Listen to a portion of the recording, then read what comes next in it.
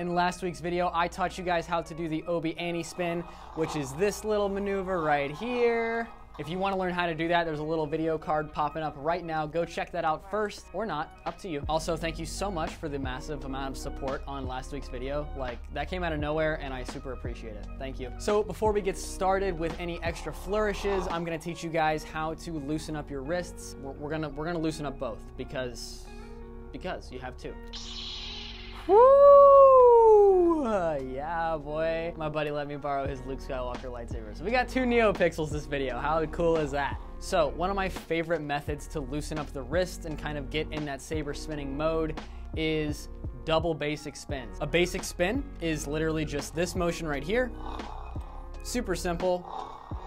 I like to just hit some of this, get that going. Same thing with the other side. I'm right-handed, so my left hand is always way more stiff.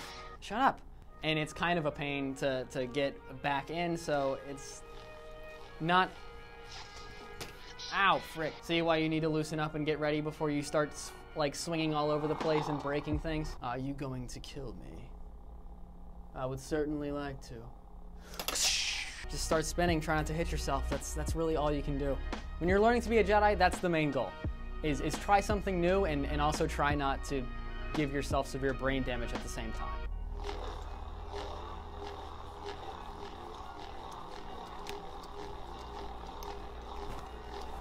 Now sync it up.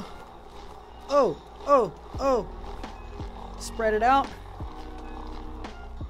It's kind of hard. It's like trying to use both sides of your brain at the same time. I can barely use one side of my brain. This trick is going to be the double Obi Annie, and wow, it can be difficult. I have a love-hate relationship with this particular trick because it's such a pain. But the thing I love about it is how awesome it looks. And basically, the key thing about this trick is you're going to want to get the Obi Annie down with your left hand, okay? Or your non-dominant hand. I'm right-handed, so my left hand is my non-dominant hand. There's so much going on with the right hand and the wrist when you're trying to learn this and moving your body.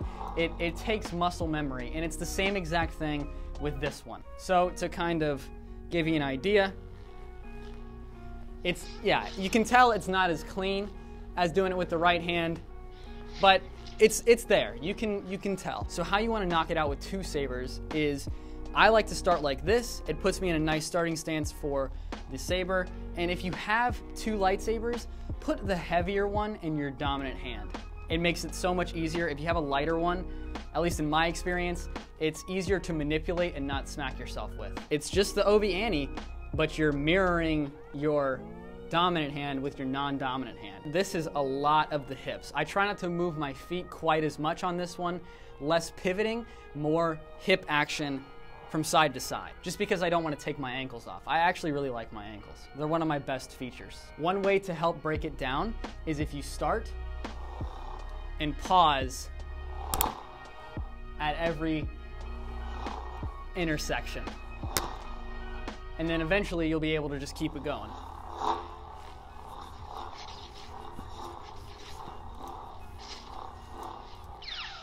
With the red and the green, bro, I feel like General Grievous. I'm ready to should I practice my spider crawl? Your lightsabers will make a fine addition to my collection. Well guys, that is gonna wrap up today's video. Go and comment down below if you wanna see any lightsaber moves next. I myself am still trying to learn a bunch of them so I can make videos about them, but also just have way more cool points with the hot Star Wars girls, AKA Marin.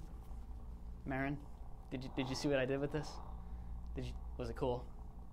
Yeah, I thought so. I hope you guys have a great rest of your week. Don't forget to check out shop.clinkerscloset.com and get you some dope Ahsoka merch for the show that is out right now, and it is literally perfection. I will see you guys in the next one, and as always, may the Force be with you.